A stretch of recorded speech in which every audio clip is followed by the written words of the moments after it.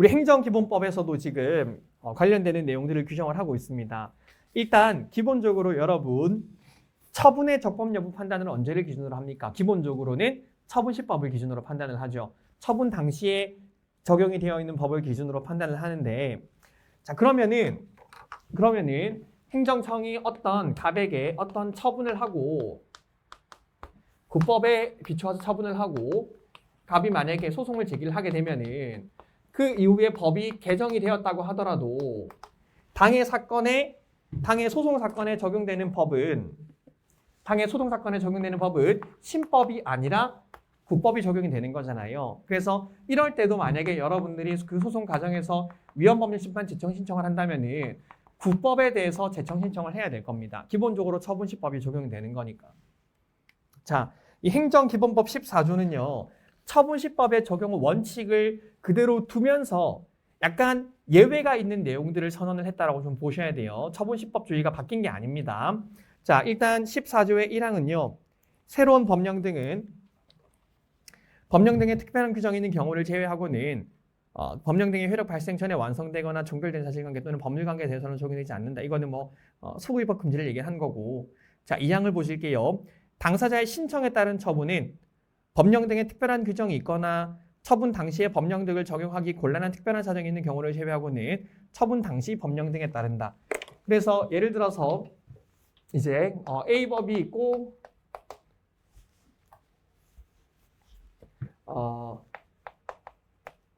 A법 1이 있고 이 A법 1이 있을 때 갑이 어떤 신청을 하고 A법 2가 있을 때 행정청이 갑에게 거부를 하고 갑이 취소 소송을 제기를 했는데 그 이후에 개정이 되어서 A법 3이 된 겁니다. 그러면은 당연히 이 소송 과정에 적용되는 법은 어떤 법입니까? 세 개 중에서 지금 이 행정기본법 11조 2항에 따라서 거부 처분 당시의 법을 적용을 하는 거죠. 처분시법을 적용을 하는 겁니다. 신청시법도 아니고 재판시법도 아니고 처분시법을 적용을 하겠다라는 게 11조 2항의 취지예요. 그래서 당연히 이때는 이 상황에서 위헌법률심판 제청 신청을 한다면은 A법 2에 대해서 위헌법률심판 제청 신청을 해야 될 겁니다. 이 법이 이 사건에 적용이 되고 있는 거니까. 그래서 14조 2항은 신청에 따른 처분은 처분시법을 적용을 한다. 원칙적으로. 만약에 이제 이게 행정청이 만약에 고의로 지연한 것이라면 신청시법이 예외적으로 적용이 되겠죠. 실제법 배울 때 배운 거. 행정청이 고의로 지연을 했다면은 신청시법이 적용이 되겠지만 그게 아니라면은 당연히 원칙적으로 처분시법을 적용을 해야 됩니다. 그 다음에 3항에 보시면은요. 법령 등을 위반하는 행위의 성립과 이에 대한 제재 처분에 동그라미 하시고 제재 처분은 법령 등의 특별한 규정이 있는 경우를 제외하고는 법령 등을 위반한 행위 당시에 법령 등에 따른다라고 규정을 하고 있어요. 그래서 무슨 말이겠습니까? 그냥 우리 형법이랑 이제 똑같이 보겠다라는 거예요. 제재 처분은 예를 들어서 제가 A법 1 당시에 음주운전을 했습니다. A법 1 당시에 음주운전을 했고 이 법이 이후에 개정이 되어가지고 행정청이 갑에게 면허 정지를 하고 싶어요.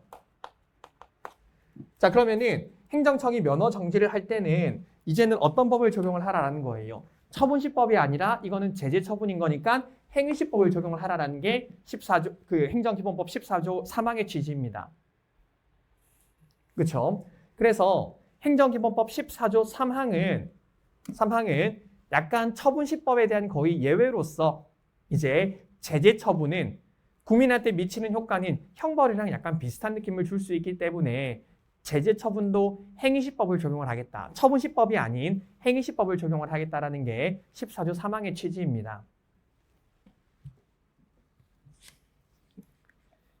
근데 단서에 보시면은 우리 또 형법이랑 똑같습니다. 형법 1조 2항이랑 똑같죠. 다만 법령 등을 위반한 행위 후 법령 등의 변경에 의하여 그 행위가 법령 등을 위반한 행위에 해당하지 아니하거나 가벼워진 경우로서 해당 법령 등의 특별한 규정이 없는 경우에는 변경된 법령 등을 적용한다. 다시 말하면 다시 말하면 행위시법이 이후에 나중에 무거워진다거나 혹은 동일한 규정이 있는 경우에는 구법을 적용을 해야 되고 행위시법이 더 경미하게 변한 경우에는 신법을 적용을 해야 되는 거죠. 그 취지가 14조 3항의 취지입니다.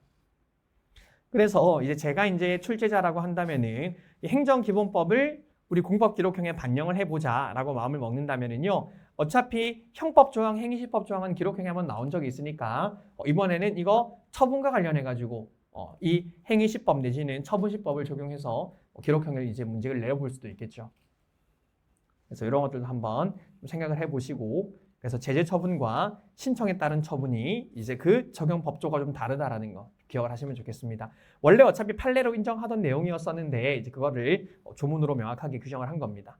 자, 이런 두 개가 이제 시행 후 폐지된 법률 내지는 구법이 대상이 될 수 있는 경우들이고요. 자, 그 다음에 또 이런 경우도 있을 수 있습니다. 그 밑에 이제 제가 부칙이라고 적어놨는데요.